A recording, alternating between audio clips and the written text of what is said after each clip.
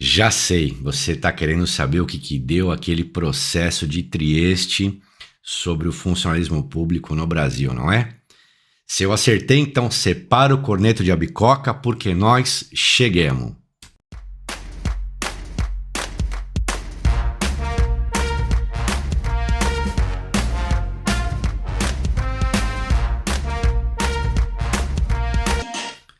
Salve, salve galerinha, estamos na área mais uma vez aqui com um vídeo quentíssimo.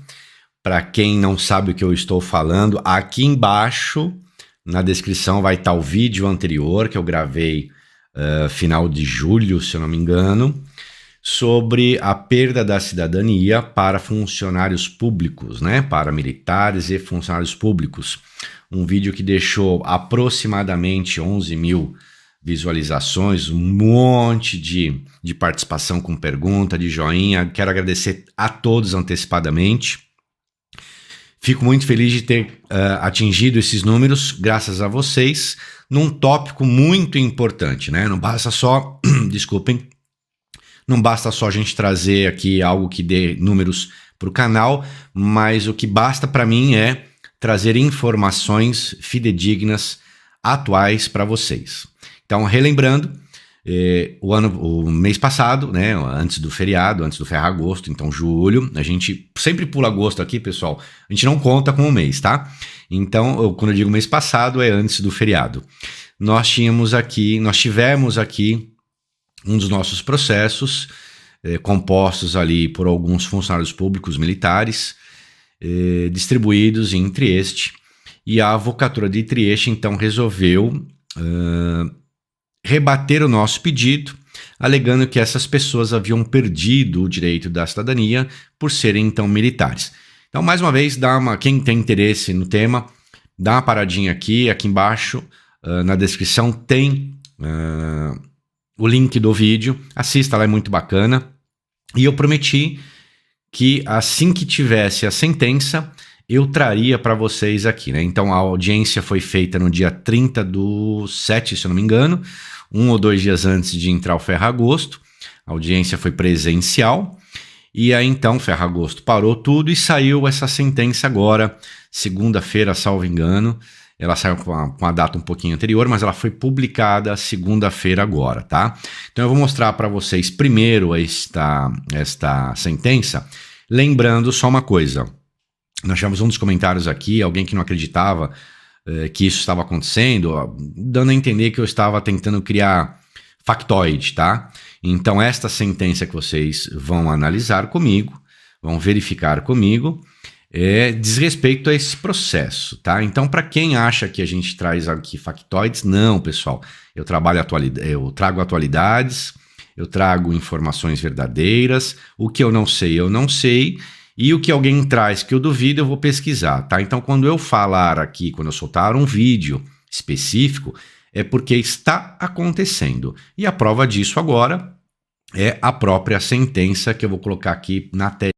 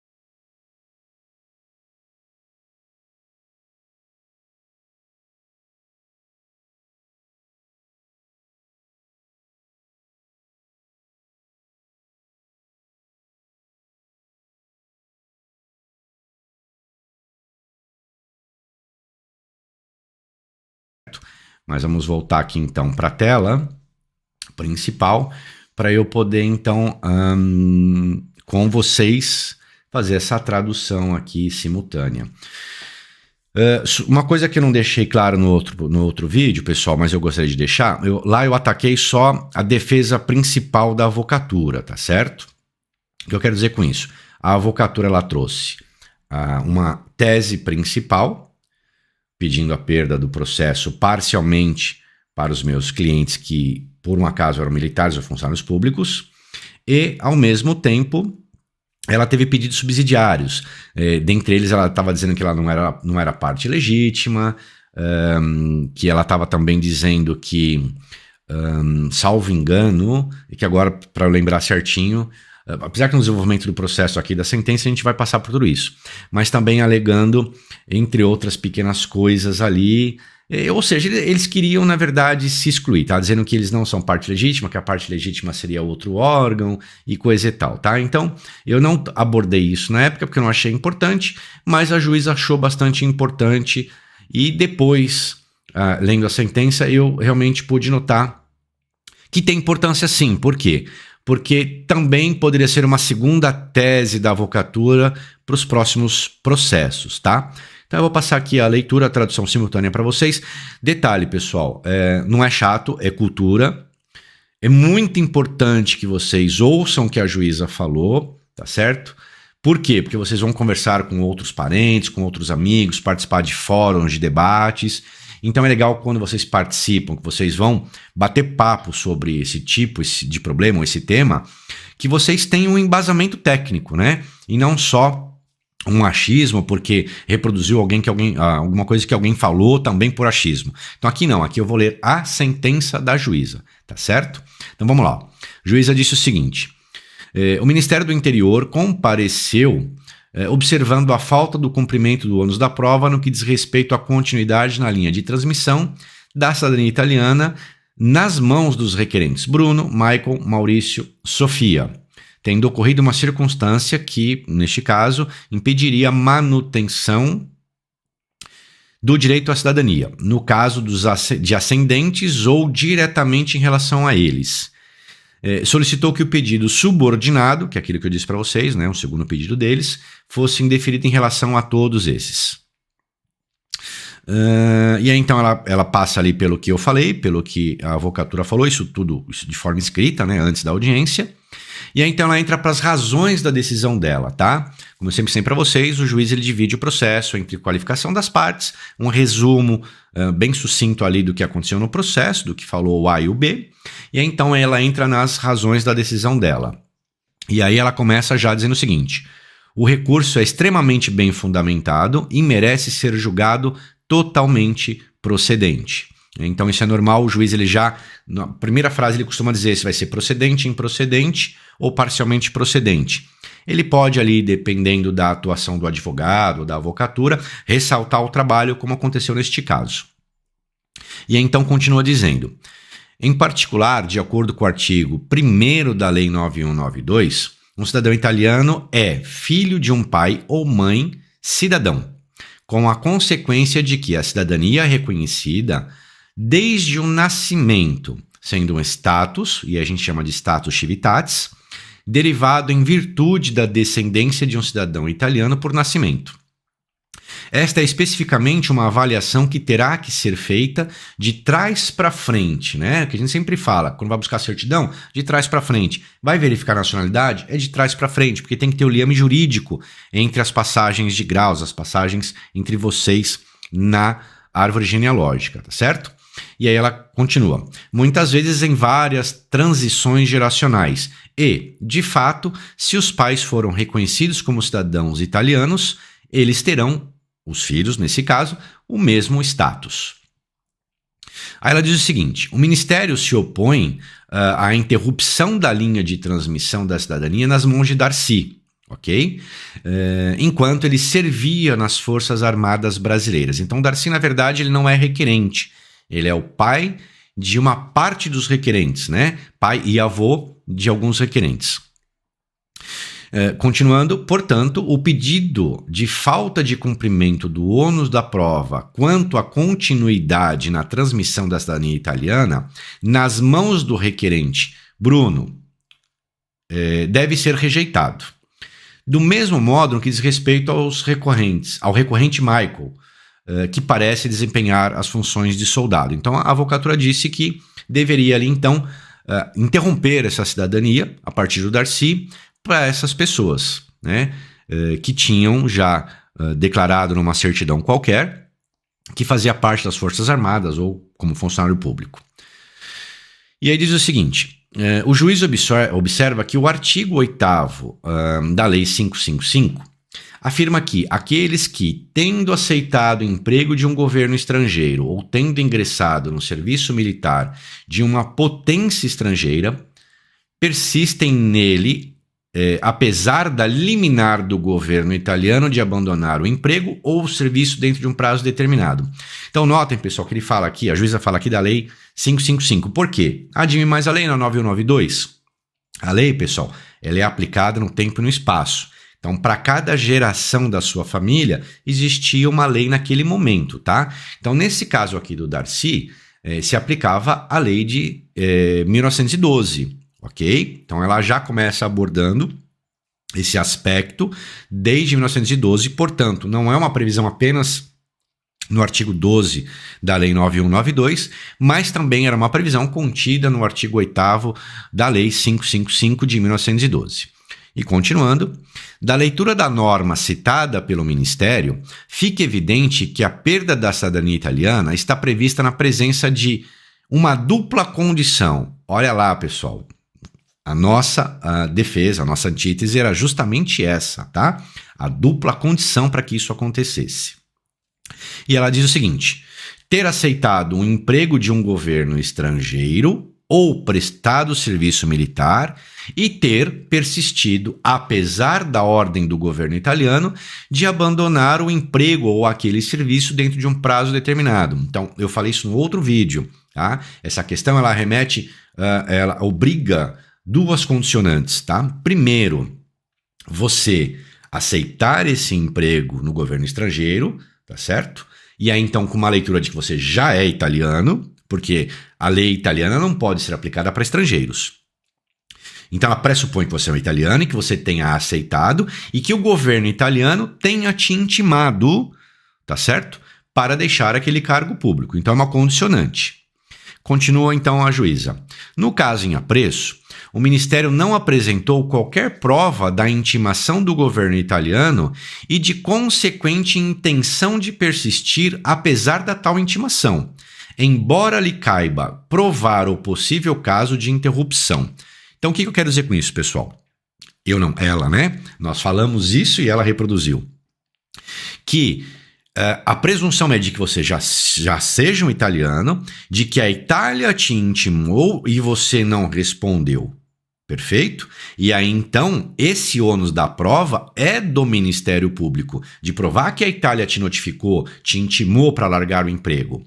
E ainda que assim ocorresse, se a Itália te intimasse, você já fosse acertado a sua cidadania. Quando a gente fala de italiano, pessoal, na nossa problemática de cidadania italiana, de reconhecimento, quando a gente fala de italiano, a gente quer dizer já acertada a documentação, tá certo? Nós nascemos cidadãos italianos, mas devemos comprovar isso através de documentos e acertar o nosso estado de italiano. Então, quando eu falar aqui italiano, é já o estado acertado, perfeito? Então, nessa ideia, já deveria estar o estado acertado, a intimação ter ocorrido, mesmo assim, você poderia se justificar para o governo italiano e a autoridade italiana que te intimou, que te notificou, ela ainda assim poderia te aceitar os seus argumentos, tá certo? A juíza continua. O que o Ministério apontou é verdade. A noção de aceitação de um trabalho de um governo estrangeiro só pode ser entendida no artigo 11, número 3 do Código Civil, bem como no artigo 8º da Lei 555, número 3. Em alusão apenas aos cargos, olha só o que a juíza diz, pessoal, interessantíssimo isso.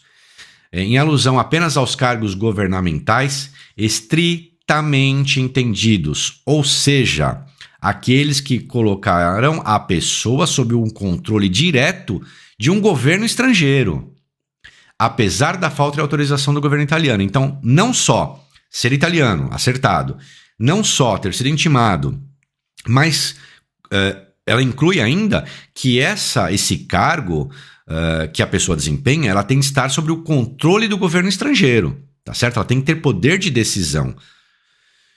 E continua aqui dizendo o seguinte: mas a jurisprudência do nosso Supremo Tribunal esclarece que a lógica da norma derivada do Código Napoleônico estava intimamente ligada à era da guerra, que não é uma era atual, não é mais atual isso, né?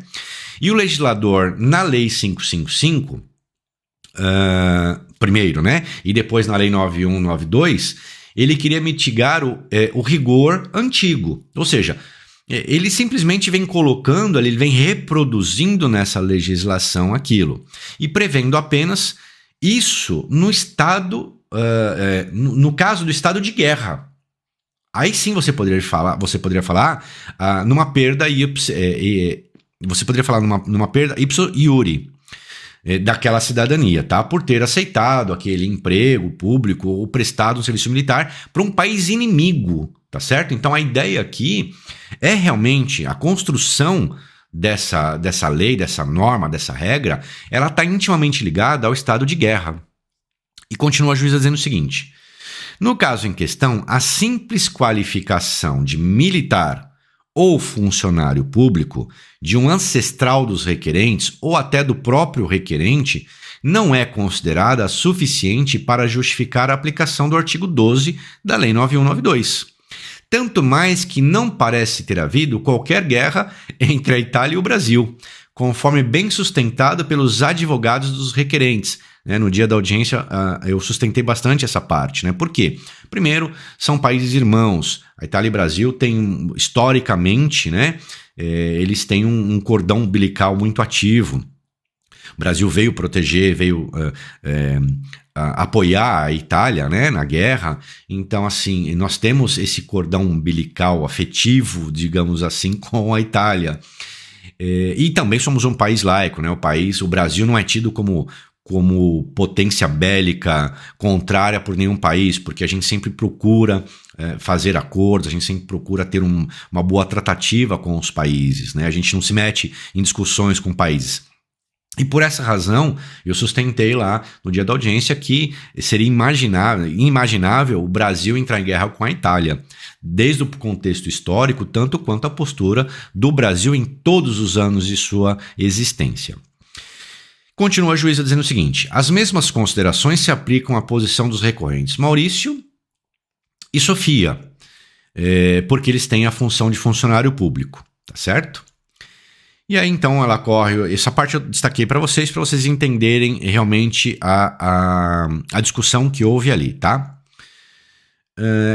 E aí continua aqui: considerando que o Ministério não tem nenhuma obrigação específica, mas que essa atividade material é de competência exclusiva do prefeito.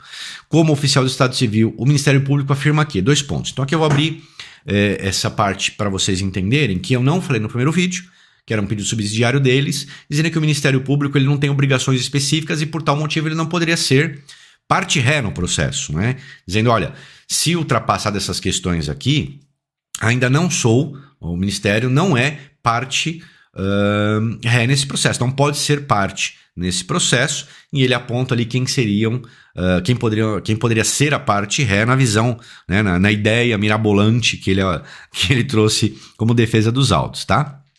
E aí o Ministério Público diz o seguinte, que ele não poderia ser réu por se tratar de uma sentença a facere, ou seja, a proibição referida no artigo 4º da Lei 2248 de 65 no seu anexo E, e integrando um limite interno dos poderes jurisdicionais do juiz no que diz respeito às atividades públicas da administração.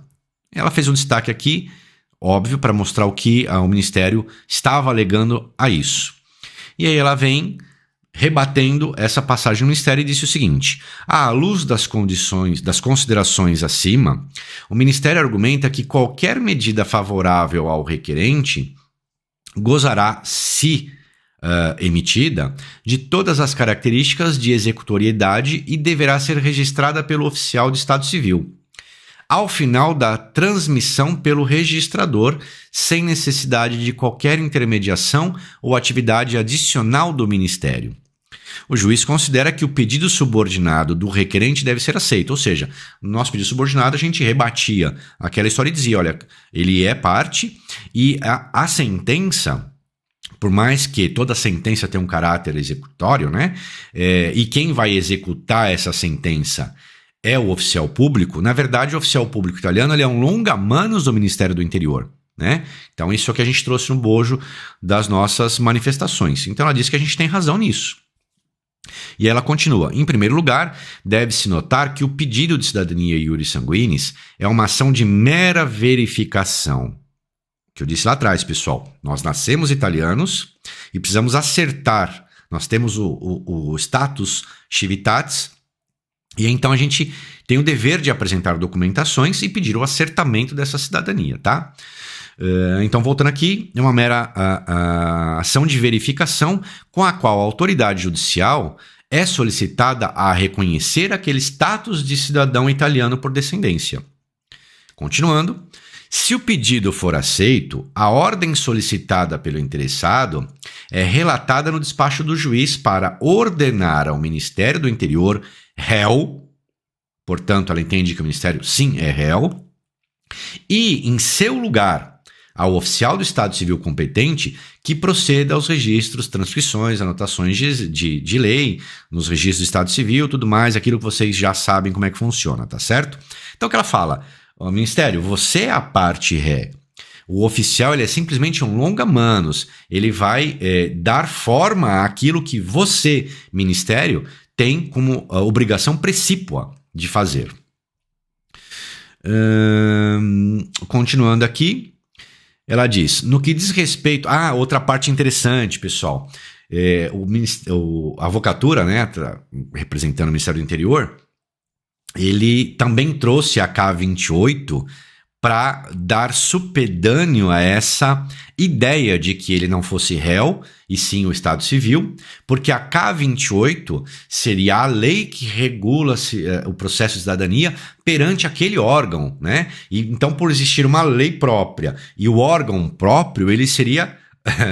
não poderia ser parte, certo? E todos os nossos vídeos vocês já acompanharam, ou nossas lives, a gente sempre fala o seguinte, que a K28 está para o ordenamento jurídico italiano a mesma coisa que o seu regulamento interno do seu condomínio está para o seu vizinho.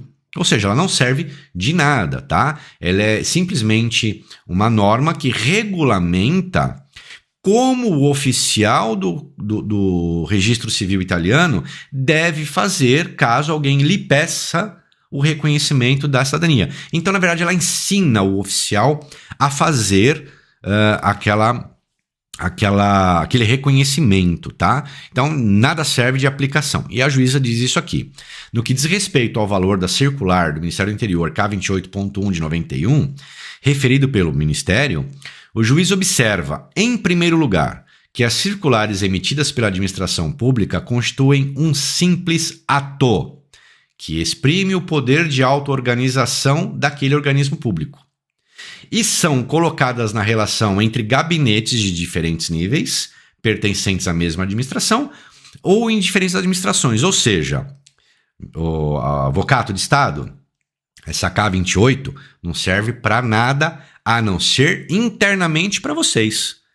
Ela não diz respeito, ela não traz poder, ela não traz norte nenhum para as ações de cidadania. Continuando, a juíza. No presente caso, portanto, a circular K28 não representa um ato normativo. Olha o que a gente sempre fala. Portanto, não pode ser reconhecida qualquer eficácia regulatória externa. E aí ela cita aqui Corte de Cassação, alguns julgados, tal. Por se tratar de um ato endógeno à administração pública, o impacto nas relações externas a ela é, portanto, apenas indireto e subsequente. Por uma questão de exaustividade, o juiz observa que, ao descrever o procedimento de reconhecimento da cidadania italiana, A circular limita-se a identificar as várias autoridades às quais o pedido de reconhecimento da cidadania italiana deve ser dirigido. Então, o que fala ali? Olha, se você vai pedir no consulado é assim, se você vai pedir no comune é assado. Por quê? Porque, em regra, tá certo? A cidadania italiana deve ser solicitada na via administrativa, ou seja, consulado e no comune. Passou a ser matéria do Poder Judiciário quando a própria Itália deixou de atender os prazos previstos em lei, que são 730 dias, para se pronunciar a respeito do pedido do interessado. No caso atual, a cidadania italiana é reconhecida judicialmente. Portanto, não se enquadra em nenhum dos procedimentos identificados na circular K28 citada pelo Ministério do Interior. Tome lapada, Ministério. Eu gosto bastante disso. E aí ela vem terminando o raciocínio para acabar com o processo, né, com a decisão dela. E embaixo, então, ela coloca lá, por este motivo, o Tribunal de Justiça, pronunciando definitivamente, decide o seguinte: julga procedente o recurso e, consequentemente, declara que os recorrentes são cidadãos italianos. Como eu disse para vocês, pessoal, não é uma decisão de um juiz no meio de 20, tá? Essa juíza, ela é a única juíza entre este com poder decisório, ok? É ela quem decide esses processos dessa natureza. Então aqui a gente poderia discutir, Jimmy, você tem aí a decisão de um juiz, tem mais 5, 10, 15, 20 nesse tribunal, então assim, é um só que está falando. Não, pessoal, entre essa juíza, neste momento, é a única com poder decisório, perfeito? Havendo outros juízes honorários que recebam essas ações por qualquer motivo, é ela que vai julgar. O que eu quero dizer com isso? Que neste momento, nós conseguimos uma grande vitória, uma importante vitória para os ítalos descendentes que têm ou desempenham funções públicas, quer militares, quer no funcionalismo público do modo geral. 2, que é uma sentença importante porque vem de um juiz único daquela vara, daquela sessão. 3, vai afastar a ideia desse avocato de Estado continuar utilizando essa tese, tá certo? Porque a sentença foi muito bem fechada, muito bem proferida, ela teve tecnicamente foi brilhante a decisão dela, então ela fechou eventualmente as portas ali para a avocatura pode apelar? Sim, pode, mas quanto mais a gente se aproxima em grau de recurso da nossa corte máxima aqui, mais os juízes julgam favoráveis aos ítalo-descendentes. Então, assim, é um risco muito grande a avocatura recorrer dessa decisão dela. Como eu disse lá no vídeo anterior, era uma tese mirabolante, era uma tese descabida, antijurídica, e que não tinha razão de existir, né? Que eu não acreditava que isso fosse para frente. Fizemos uma boa defesa, fizemos uma boa argumentação, inclusive oralmente, né? No dia da audiência. A juíza até aproveitou aqui na sentença para utilizar nossas argumentações. E isso, então, que eu quero dizer é que dificilmente a avocatura vai utilizar isso nos novos processos. E se continuar utilizando, e sendo essa mesma juíza lá a julgar estes casos, mais 2 ou 3 ela vai se irritar e vai começar a condenar a avocatura em ônus da sucumbência. Então ele pode fazer isso mais 1, 2, 3 processinhos. A hora que ela se cansar sempre desse mesmo argumento tosco, né, tecnicamente falando, todo respeito para a avocatura, mas o argumento foi muito tosco, a tese muito ruim. Então, se ela se cansar disso, ela vai começar a dar umas pancadinhas. E nós já vimos aqui em outros processos que quando o magistrado se cansa daquela tentativa de passar uma tese furada, eles acabam condenando em 8, 10 mil euros aqui de sucumbência, né? Então, tenho certeza que esse avocato de Estado não vai querer se aventurar aí continuando a usar essa tese mirabolante que ele tentou criar, tá? Então, lembrando para vocês, a ideia do nosso canal é sempre trazer atualidades, sempre trazer informação verdadeira. Como eu disse, alguém lá nos comentários achou que eu estava criando factoide, tá aqui, o processo é meu, nos meus clientes.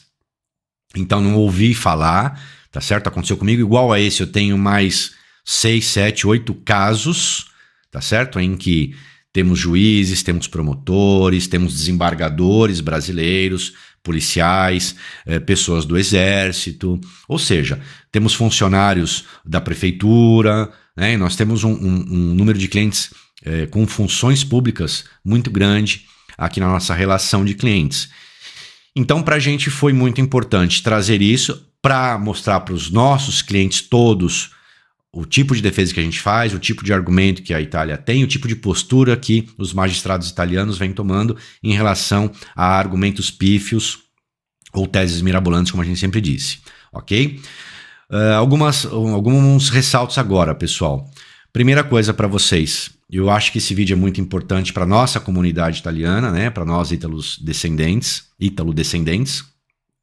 Então, gostaria que você encaminhasse esse vídeo para os seus amigos, parentes, vocês fomentassem o nosso canal, porque a nossa ideia realmente é ajudar todo mundo que participa desse mundo da cidadania, né? Muita gente nessa condição. Então, aí fomentar o canal, dar o joinha, participar, fazer pergunta.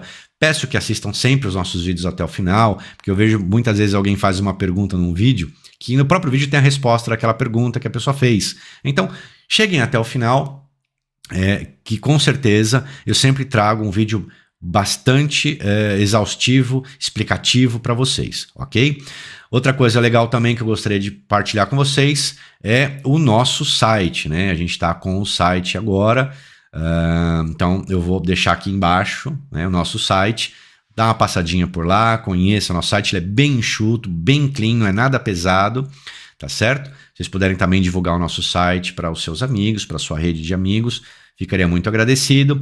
Também nosso Instagram, nós temos aqui o Instagramzinho para vocês copiarem aqui, acessa lá, a gente está trazendo também, fazendo bastante material bacana e com participação de vocês, então dá um pulinho, conheça o nosso Instagram, o nosso telefone, esse WhatsApp, esse telefone do Brasil é somente o WhatsApp, tá certo, pessoal? Então não adianta ligar, querer fazer vídeo, não. Joga ali a tua pergunta, pode ser áudio, pode ser escrito, não tem problema, tá certo? Que eu vou ouvir ou vou ler a tua mensagem, vou te responder sem problema algum.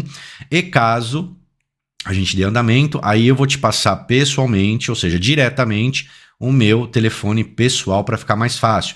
Porque esse número do Brasil, ele tem um aparelho dedicado e ele fica aqui disponível no horário de trabalho. Lembrando que estamos a 5 horas a mais do Brasil hoje, tá? Então, se eu não responder, se não respondermos ali imediatamente, ou eu estou numa audiência, ou eu estou numa defesa, ou alguma coisa mais séria, ou nessas 5 horas de diferença, no horário de descanso, mas assim que possível, eu vou responder para vocês qualquer tipo de pergunta, tá? Outra novidade. Nosso canal, a partir desta próxima quinta-feira, todas as quintas-feiras, às 19 horas, nós faremos nossas lives, perfeito? Então, eu estou convidando vocês a participarem das lives, a divulgar para esses amigos todos, parente, tia do Zap, tio do Zap, todo mundo, né, que vocês possam nos ajudar aí a fomentar o canal. E, como eu sempre digo, quanto mais perguntas vocês fazem para mim, mais me obriga a estudar, mais me obriga a conhecer, mais me obriga a ficar especializado nessa matéria. Então, qualquer tipo de pergunta, pessoal, eu respondo todas, tá? Ah, será que minha pergunta é impertinente? Será que minha pergunta é errada? Minha pergunta é feia, é bonita? Não se preocupem com isso. A pergunta que chegar será respondida com toda a educação, com todo o carinho. Inclusive as perguntas que serão feitas ao vivo, né? Ou seja, nas quintas-feiras eu vou ler pergunta por pergunta e vou responder todas, beleza? Então, todas as quintas-feiras, a partir desta aqui já a primeira, às 19 horas Brasil, nesse instante meia-noite na Itália, porque temos 5 horas a mais. Deixem suas perguntas aqui, eu vou respondê-las. E voltando a dizer, manda aqui esse videozinho para aquele seu amigo que é funcionário público, que é militar, que estava preocupado, que ficou sabendo da notícia. Passa para ele e fala assim, coleguinha, ó, você me deve uma cerveja, vou te deixar dormir tranquilo essa noite. E aí, ao invés de pagar uma cerveja, peça para pagar uma caixa, porque vale a pena, tá certo? Foi uma sentença brilhante, uma defesa brilhante, e a avocatura agora deve parar com essa baboseira de querer ficar indo atrás de funcionário público e militares brasileiros, tá bom? Agradeço demais vocês aqui, Bacione e Arrivi Odyssey. E até quinta-feira, pessoal, não esqueçam de mim na quinta-feira.